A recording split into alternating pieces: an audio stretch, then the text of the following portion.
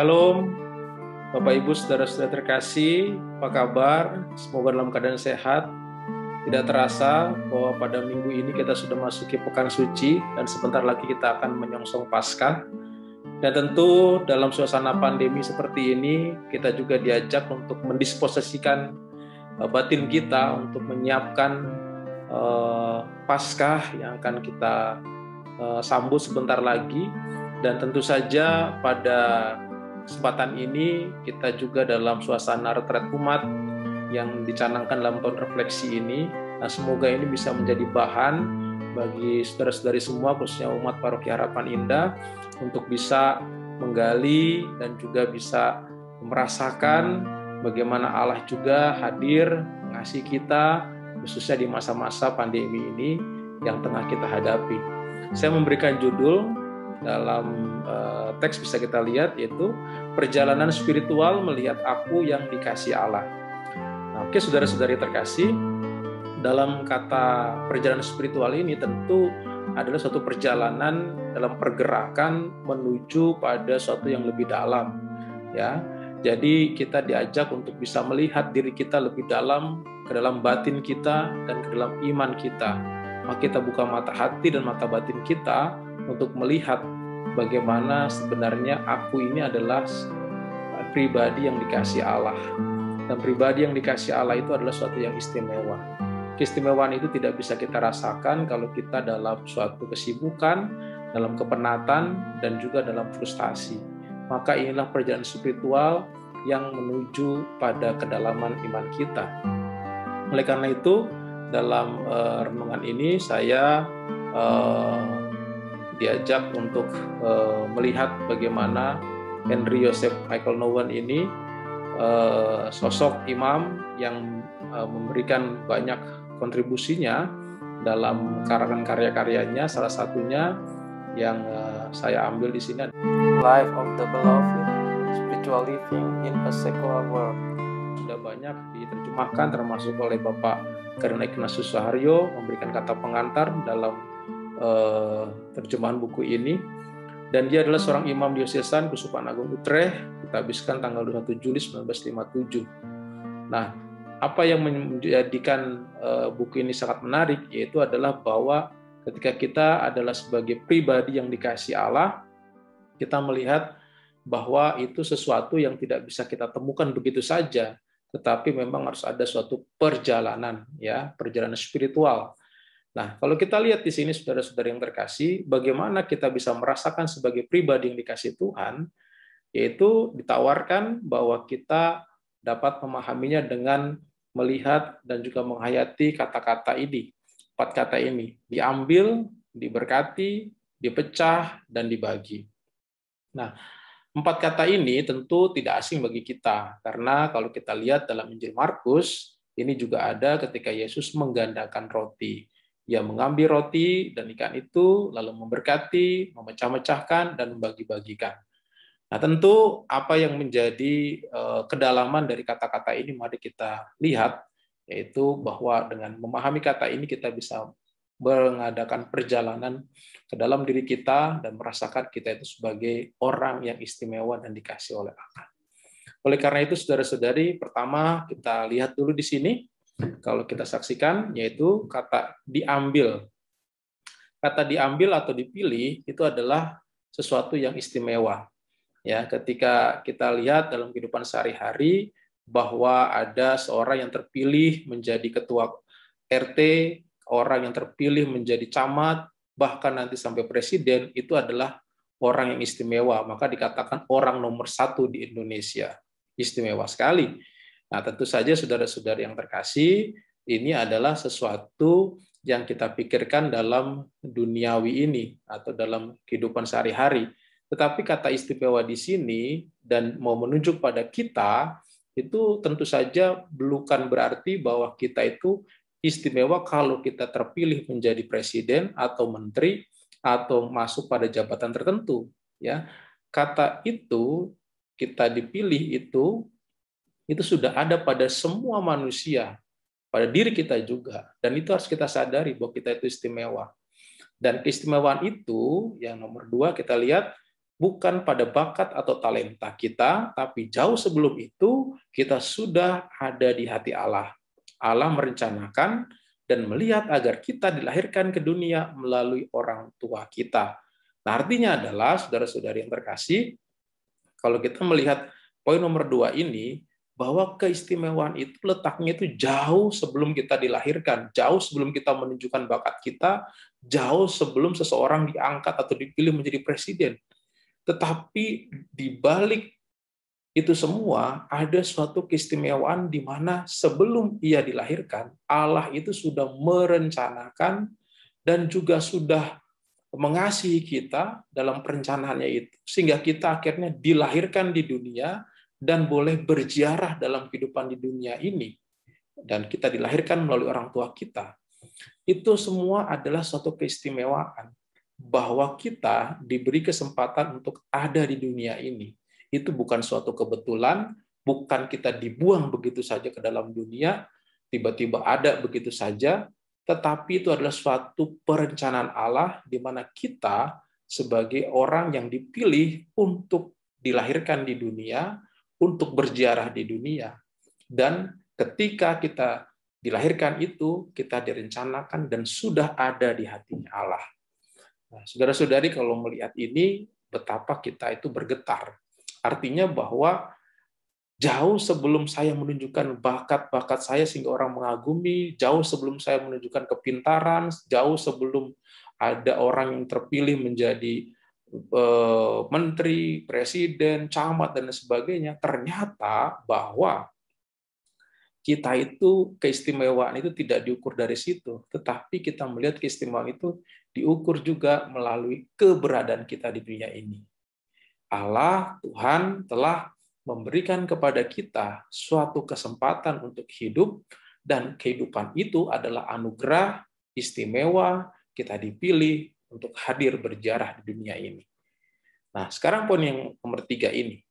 Sebagai pribadi yang dipilih, ya, merasa istimewa, betul, tetapi jangan mengecualikan orang lain. Artinya bahwa kita memang merasa istimewa. Nah, keistimewaan di sini kan tadi letaknya bukan karena kita itu harus menunjukkan bakat kita kepintaran kita, sehingga kita diakui banyak orang, tapi keistimewaan itu kita renungkan adalah bahwa kita sudah ada, itu sama dengan orang lain yang ada di dunia ini.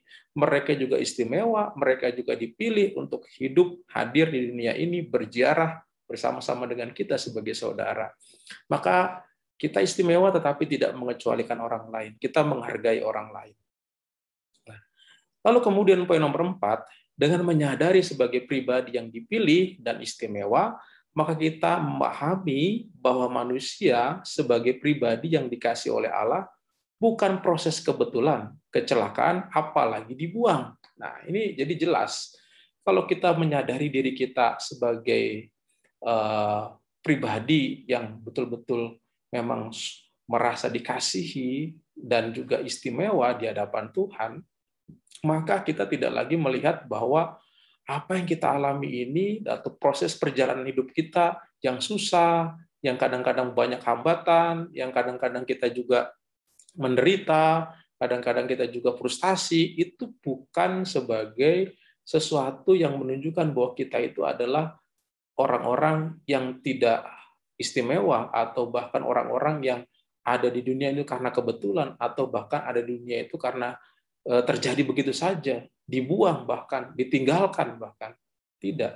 Tapi ini adalah sebagai suatu proses yang kita lihat bagaimana Allah memberikan kepada kita suatu kesadaran bahwa apapun yang kita hadapi, tetap kita adalah pribadi yang istimewa.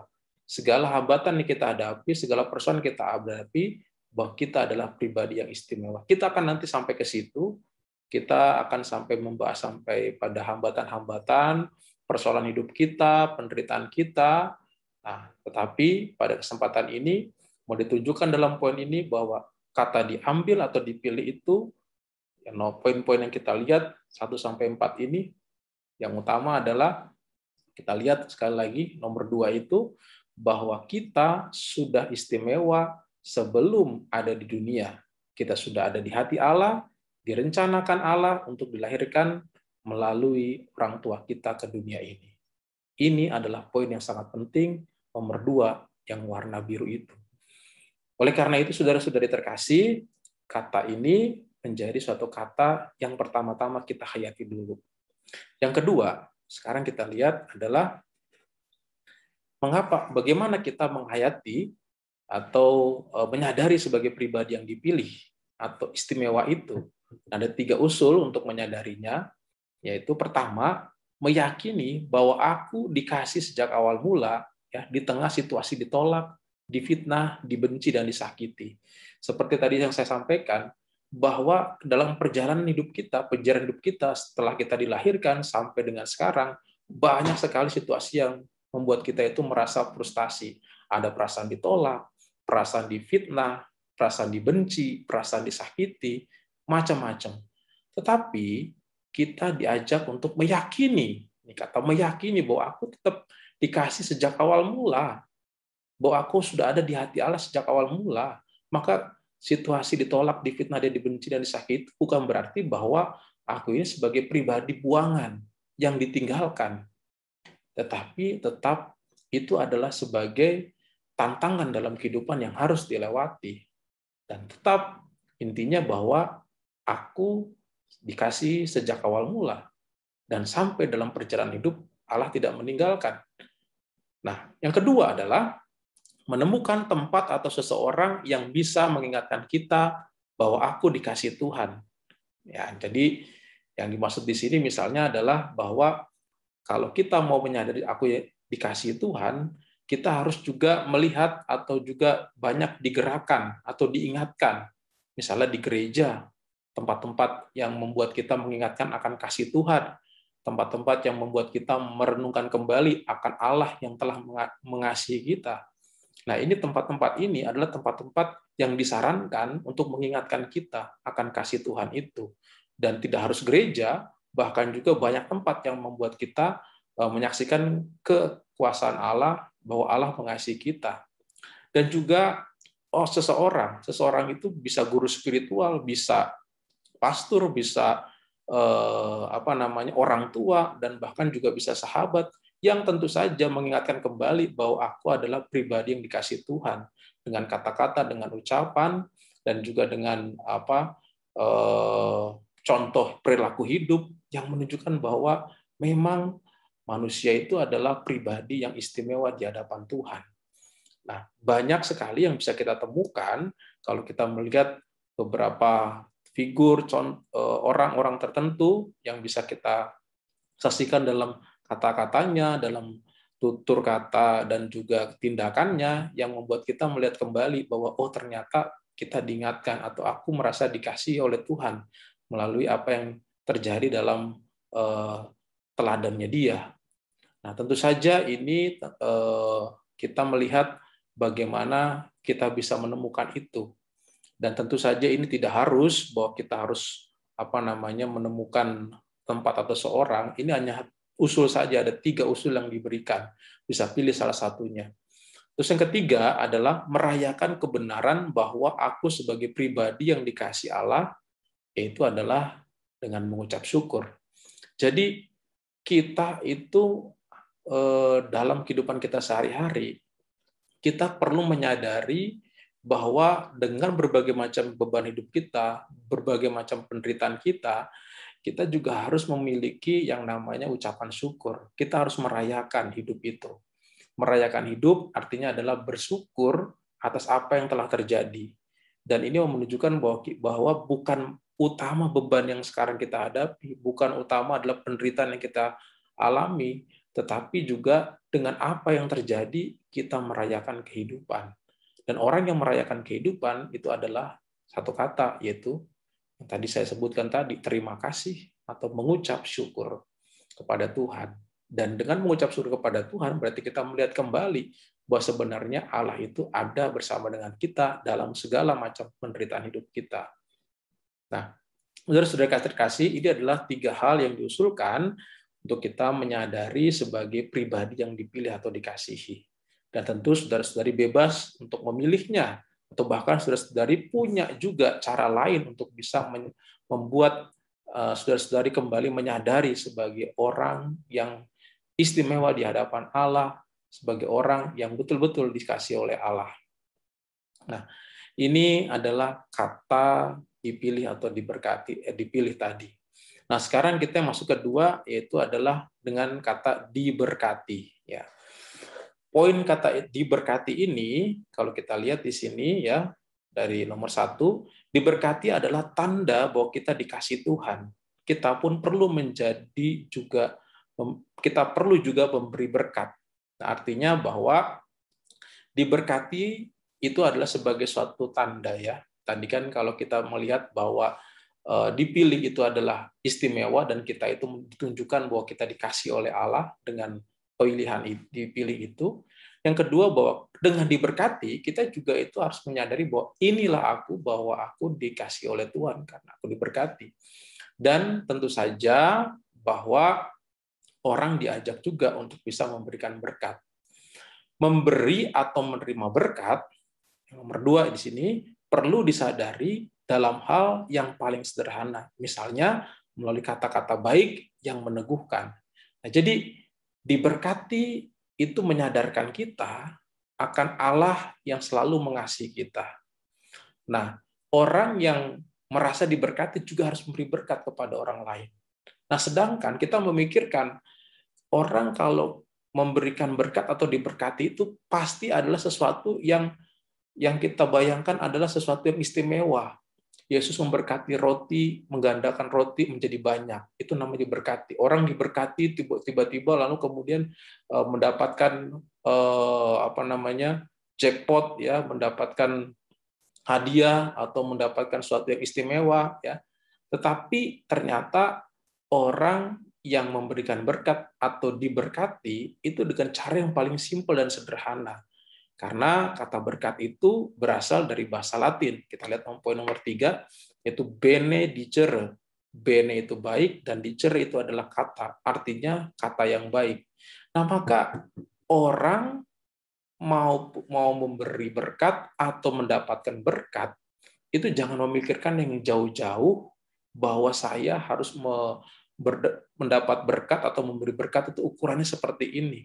Kalau saya memberi berkat kepada orang lain, ukurannya harus memberikan uang.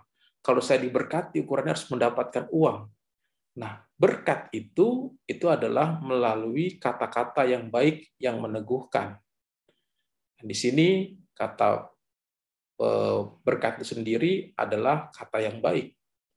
Nah, maka poin nomor 4, Yesus pun mendapatkan berkat melalui kata-kata baik yang meneguhkan. Nah, kalau kita ingat ketika Yesus dibaptis, lalu ada suara terdengar dari surga, "Engkaulah anak yang kukasihi, kepadamu aku berkenan." Ini adalah kata-kata berkat, kata-kata yang meneguhkan ketika Yesus mau mulai karyanya. Dia diberkati, mendapat berkat dari Allah. Dan tentu saja berkat itu melalui dari hal yang sederhana, mulai dari kata-kata, perbuatan, dan tindakan yang akan kita bagikan. Tetapi tentu saja yang paling sederhana bisa kita lakukan.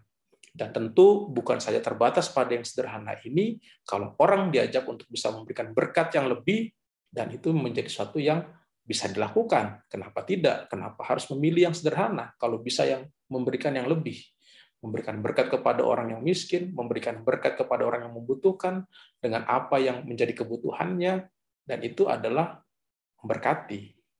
Dan itu disadari kalau kita sudah melihat bahwa kita ini sebagai orang yang diberkati juga, atau orang yang dikasih oleh Allah. Nah, saudara-saudari terkasih, yang berikutnya adalah, kalau kita lihat lagi di sini, ada 2 tips untuk merasakan berkat. Nah, ini ada 2 tips untuk merasakan berkat. Jadi, artinya bahwa bagaimana kita mau merasakan berkat dalam hidup ini. Nah, kita kan sebagai orang-orang yang tentunya dalam kehidupan kita sehari-hari tidak mudah menyadari berkat. Karena ukuran berkat itu bagi kita tadi, yaitu bahwa kalau kita mendapatkan anugerah yang besar dari Tuhan, atau mendapatkan sesuatu yang paling-paling luar biasa, ya, entah itu barang-barang yang sangat istimewa dan mahal. Tetapi ternyata bukan hanya di situ, kita diajak untuk melihat 2 tips ini untuk menyadari berkat itu. Yang pertama adalah doa hening. yaitu membiarkan telinga iman atau telinga batin mendengarkan bisikan lembut Allah yang memberkati. Engkaulah anak yang kukasihi, kepadamu aku berkenan. Nah, ini kan kata-kata yang disampaikan Allah kepada Yesus. Dan kalau kita mau hening, doa hening tanpa kata-kata, kita meresapkan, mendengarkan dengan telinga batin kita, akan bisikan, engkaulah anak kukasih kepadamu aku berkenan, ya ini hanya contoh. Jadi saudara-saudari jangan sampai mengharapkan atau juga menunggu saat-saat ada kata-kata ini dalam doa hening itu. Tidak. Jadi kata-kata ini hanya contoh saja. Dengan hening itu Tuhan atau mata batin kita akan membenarkan Tuhan juga untuk suara-suara yang meneguhkan kita. Tidak harus engkau anak yang kuasih kepadamu keberkenan. Melalui suara-suara orang-orang yang mengasihi kita, kita akan ingat lagi bagaimana kita diteguhkan oleh sahabat-sahabat kita, orang-orang dekat kita, orang tua kita, dan itulah Allah yang meneguhkan, Allah yang memberikan berkat melalui kata-kata itu. Dan tentu saja di balik itu semua, kita juga bisa mengingat kembali akan peneguhan-peneguhan dalam ayat-ayat kitab suci yang membantu kita untuk bisa melihat, merasakan bagaimana Allah meneguhkan kita melalui doa hening ini. Yang kedua, itu adalah dengan kehadiran penuh. Nah, begini, karena kesibukan membuat kita tidak hadir secara penuh, hanya hadir secara fisik, tetapi pikiran dan hati kita absen karena fokus pada hal-hal yang lain, disibukkan dengan pekerjaan, sehingga tidak mampu merasakan berkat sederhana setiap hari. Nah, apa itu berkat sederhana yang setiap hari? Yaitu bunga yang mekar di tepi jalan, bangunan atau pemandangan yang indah, orang yang tersenyum, dan juga orang yang mengucapkan selamat pagi, selamat siang, selamat sore kepada kita. Itu adalah berkat yang kalau kita sadari secara penuh.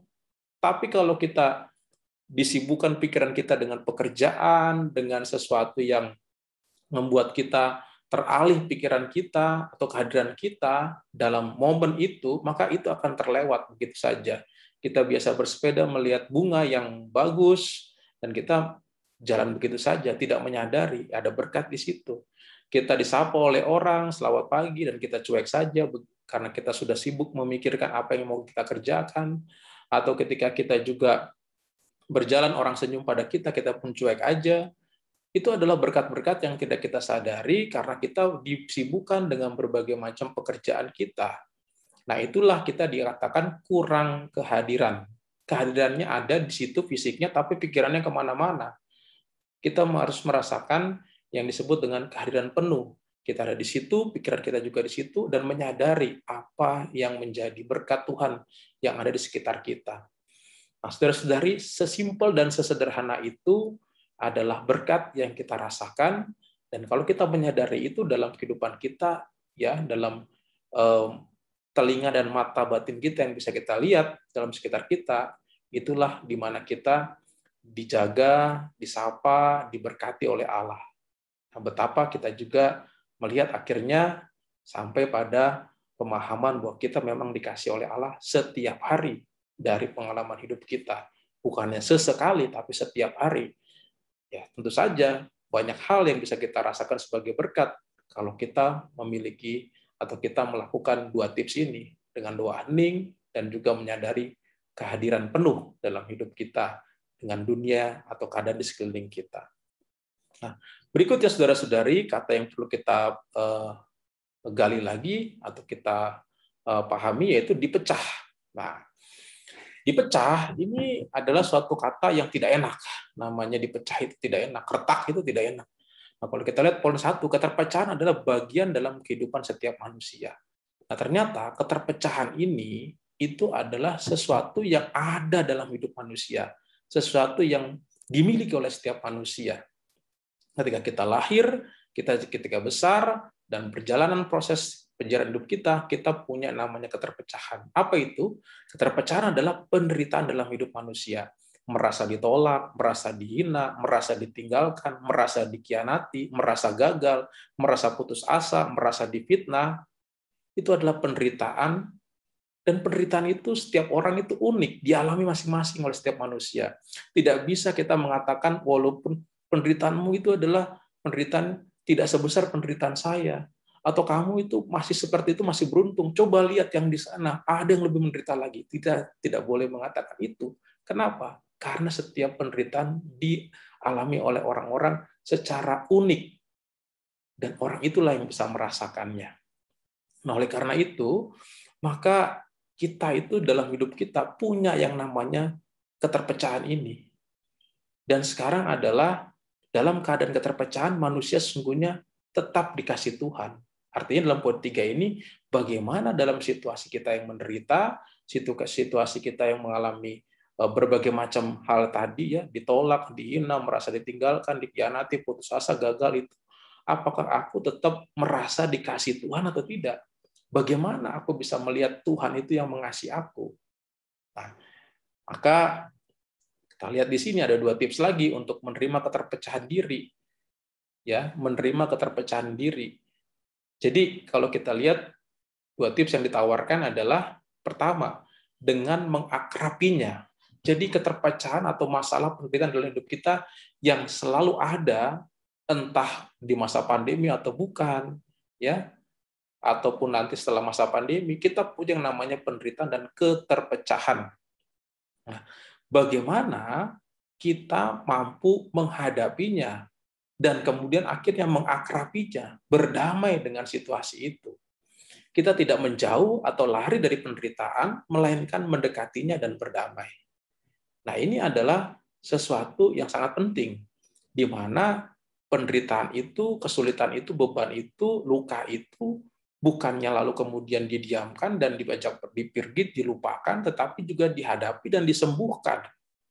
Berdamai dengan luka itu, berdamai dengan masalah itu, berdamai dengan problem itu.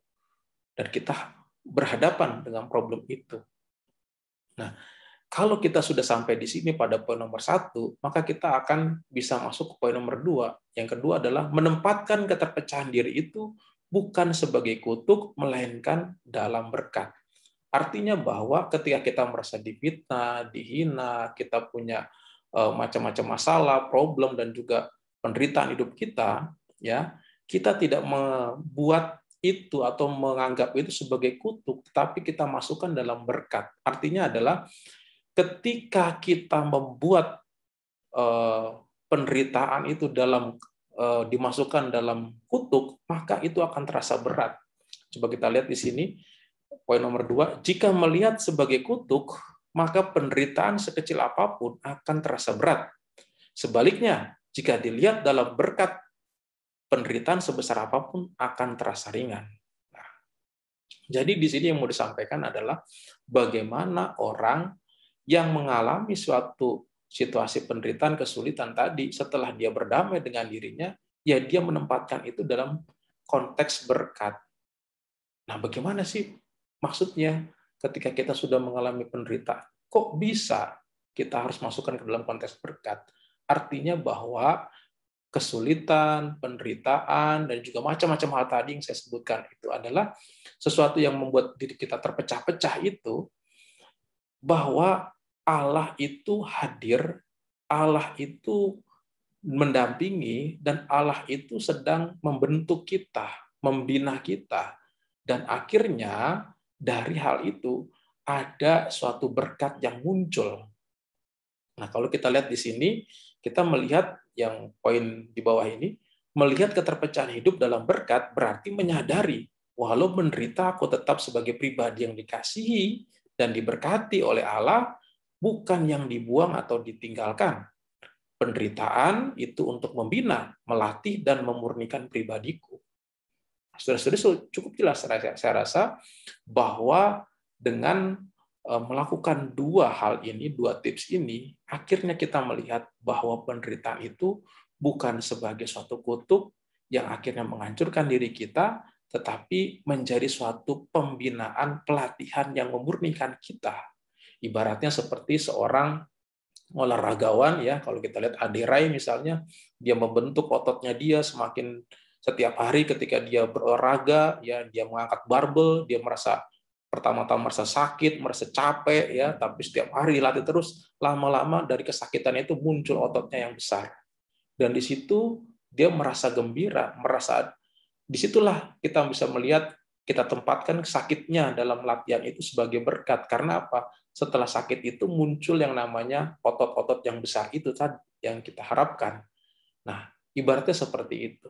Jadi menempatkan kesulitan dan penderitaan itu bukan sebagai sesuatu yang buruk, frustasi, menganggap itu sebagai suatu kutuk dan kita merasa dibuang, tetapi di dalam konteks berkat itu malah menjadi berkah bagi kita, sehingga kita mampu menghadapinya dan menganggap itu sebagai suatu pembinaan, pelatihan yang memurnikan pribadiku.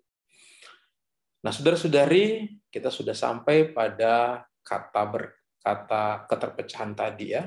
Yang membahas tadi dipilih, yang kedua tadi diberkati, dan yang ketiga dipecah, ya.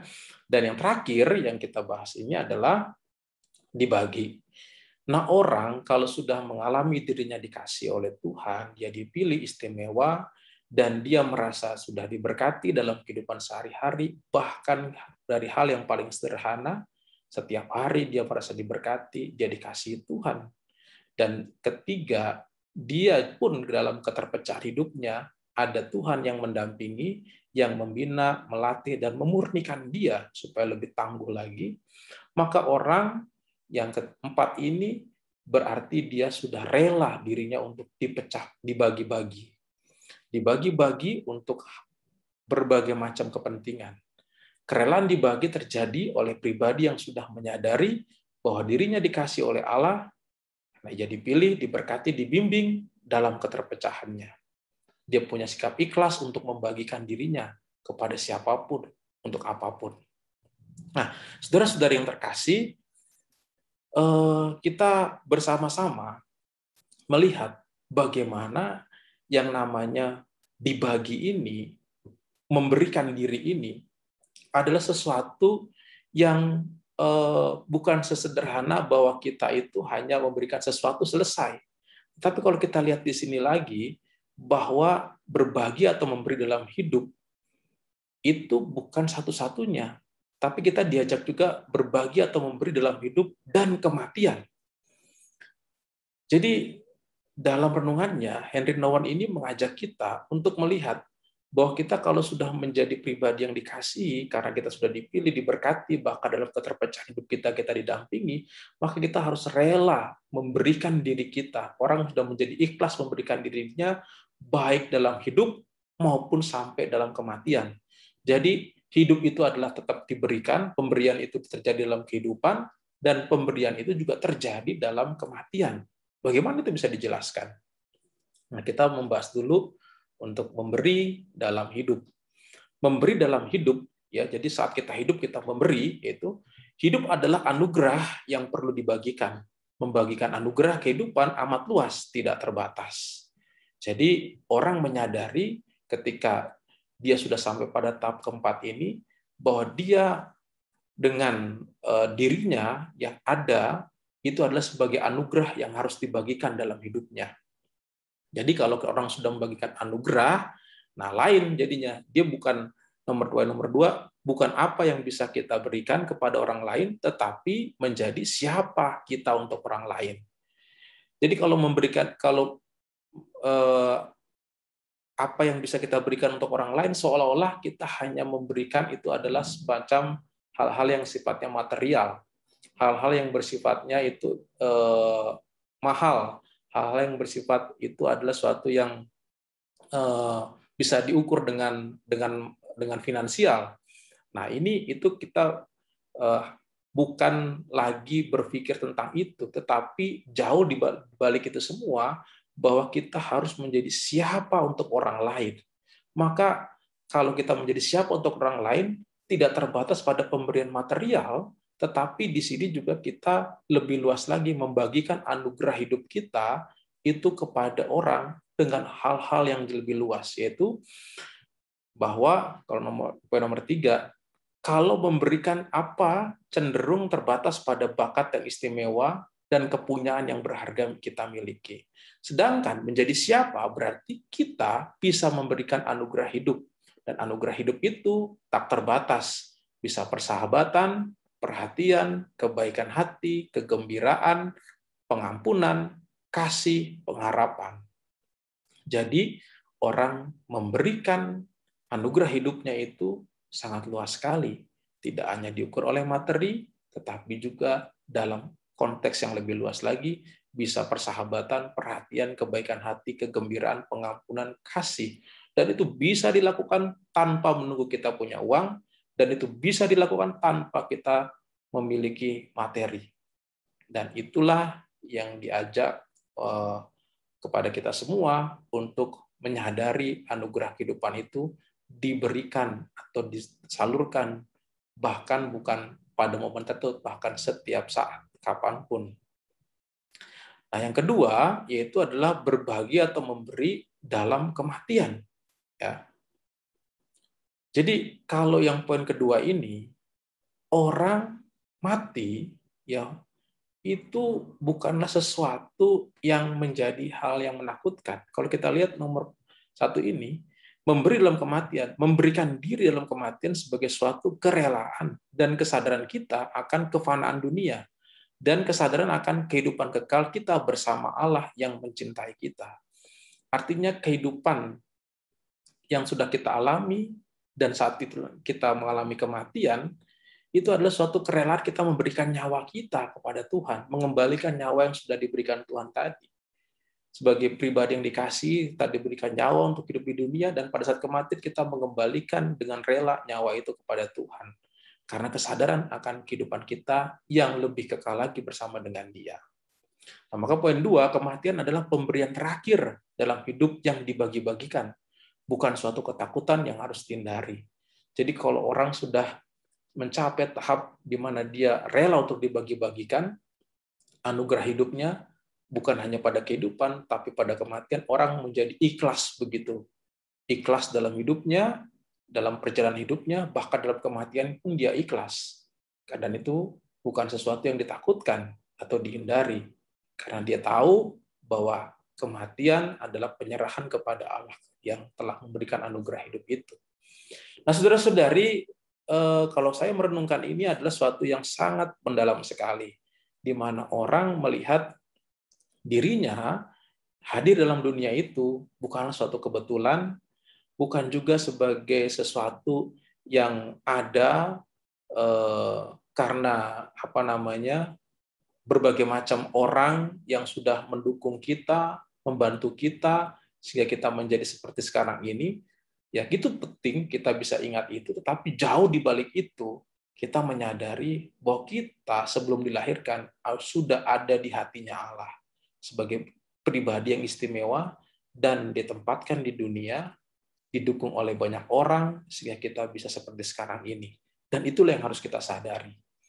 Walaupun kita juga merasa dijauhkan, tidak didukung, ditolak dan sebagainya, tentu itu bukan ukuran bahwa kita sebagai pribadi yang tidak dikasih Tuhan. Kita ingat kembali akan situasi di mana Allah hadir mendampingi dan memberkati kita.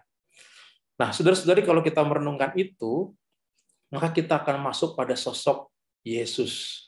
Yang pada pekan suci ini kita melihat bagaimana sosok Yesus itu hadir yang sebagai pribadi yang bagi saya itu adalah pribadi yang lepas bebas, yang memberikan anugerah hidupnya dalam perjalanannya, dalam karyanya, sampai akhirnya dia pun memberikan dirinya, memberikan nyawanya pada saat kematian dengan ikhlas kepada kita semua, untuk penebusan kita semua. Dia menyerahkan dirinya dengan ikhlas kepada Allah juga. Ya Bapa, ke dalam tanganmu kuserahkan diriku.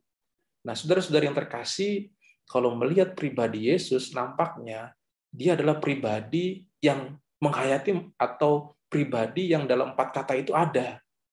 Dia pribadi yang sudah melewati 4 kata itu. Ketika dipilih, kita lihat Yesus adalah Mesias. Dia menyadari itu. Mesias berasal dari bahasa Ibrani, ya, Masaya berarti yang diurapi atau yang dipilih.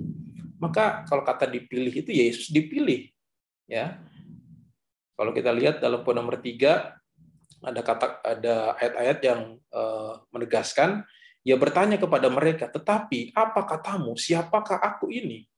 Maka jawab Petrus, engkau adalah Mesias. Nah, ini dalam Markus bab 8 ayat 28. Lalu dalam poin nomor 4 kita lihat lagi, tetapi semua yang tercantum di sini telah dicatat supaya kamu percaya bahwa Yesuslah Mesias, Anak Allah, dan supaya kamu oleh imanmu memperoleh hidup dalam namanya. Itu dalam Yohanes bab 29. Nah, saudara-saudari yang terkasih, kata dipilih, Yesuslah memang dipilih, dialah sebagai Mesias itu. Nah, tentu pengalaman ini menunjukkan kepada kita, Yesus menyadari dirinya adalah yang dikasih oleh Bapanya. Dan beberapa ayat kita menemukan dia menyadari kasih Allah itu dalam hidupnya. Tidak hanya itu, kata diberkati. Diberkati yang tadi berasal dari bahasa Latin, benedicere, bene baik, dicere kata, artinya kata yang baik. Ini juga kita lihat tadi, yaitu kata-kata di mana Allah memberkati Yesus. Lalu terdengarlah suara dari surga, engkau anak yang kukasihi, kepadamulah aku berkenan. Markus bab 1 ayat 11 ini. Nah, ini mau menunjukkan juga peristiwa Yesus diberkati. Jadi kalau kita lihat dalam perjalanan hidup Yesus, Yesus dipilih, dia adalah Sang Mesias itu sendiri, istimewa, dia merasa juga dikasih oleh Allah, dan dia sebagai pribadi yang diberkati oleh Allah juga. Suara dari surga berkali-kali muncul, tidak hanya dalam baptisan ini ketika Yesus pergi naik gunung, ya tiba-tiba Allah dalam awan berkata, inilah anak yang kukasih lagi. Dan ini adalah kata-kata berkat yang meneguhkan yang dialami oleh Yesus. Ini kata diberkati. Kemudian dipecah. Yesus juga sama seperti kita merasakan apa yang juga dirasakan oleh manusia. Karena dia turun ke dunia ingin merasakan juga apa yang kita rasakan juga. Dia inkarnasi, masuk dan menjadi daging, dan dia merasakan dipecah juga. Dia mengalami penderitaan juga. Kalau kita lihat dalam Matius bab 26 ini, ya Bapakku, jikalau sekiranya mungkin, biarlah cawan ini lalu daripadaku. Tetapi janganlah seperti yang kukendaki, melainkan seperti yang engkau kendaki. Kita lihat bagaimana Yesus juga mengalami keterpecahan dalam penderitaannya. Kita lihat momen ini adalah momen di mana Yesus mau disalibkan. Dia berdoa di Taman Getsemani, biarlah cawanku berlalu, penderitaan itu berlalu. Artinya dia juga mengalami situasi beban penderitaan itu, mengalami situasi seperti manusia, mengalami penderitaan itu juga. Dia merasa bahwa dia harus menghadapi itu. Dan dia berkata, biarlah cawan ini berlalu. Nah, saudara-saudara yang terkasih, maka kalau kita lihat di sini, apa yang terjadi di sini, yaitu bahwa Yesus menghadapi peristiwa ini. Yesus menghadapi keterpecahan dirinya. Biarlah apa yang bukan ku kendaki, melainkan seperti yang engkau kendaki. Yesus mengalami keterpecahan atau penderitaan dalam menyongsong salib, namun dia tidak mau lari, tetapi ia menghadapi, mengakrabi, dan berdamai. Ia melihat salib bukan sebagai kutuk, melainkan berkat yang mendatangkan keselamatan. Saudara-saudari, kita lanjutkan pada kata dibagi. Dibagi, yaitu lalu Yesus mengambil roti, mengucap syukur, memecah-mecahkan, dan memberikannya kepada mereka, katanya, inilah tubuhku yang diserahkan bagi kamu, perbuatlah ini menjadi peringatan akan aku. Yesus menyadari dirinya harus sudah melewati 3 kata tadi. Dia sangat ikhlas sekali menyerahkan dirinya untuk penebusan kita. Yesus telah mengalami dirinya dipilih, mengalami dirinya diberkati, mengalami juga keterpecahan, maka ia merelakan dirinya dibagi-bagi yang nyata ketika ia menyerahkan nyawanya disalib untuk menebus dosa kita. Jadi saudara-saudari, Yesus pun mengalami situasi ya dipilih, ya diberkati, bahkan dalam keterpecahannya, dia menghadapi itu dan menyadari Allah mendampinginya, dan akhirnya dia juga merelakan dirinya dibagi-bagi. Nah, bagaimana dengan kita sekarang, yang pada pekan suci ini juga mengalami situasi di mana kisah sengsara Yesus akan kita lewati, kita juga akan bersama-sama merayakan Paskah. Apakah kita juga sudah menyadari kita sebagai pribadi yang dikasih oleh Allah? Kalau kita sudah menjadi pribadi yang dikasih Allah, maka kita pelan-pelan sungguh-sungguh bisa memberikan diri kita. Nah, maka kalau semboyan keuskupan, ya, aku semakin mengasihi, semakin terlibat dan semakin menjadi berkat, tentu saja ini menjadi didasarkan pada kata-kata ini juga, diambil, diberkati, dipecah dan dibagikan.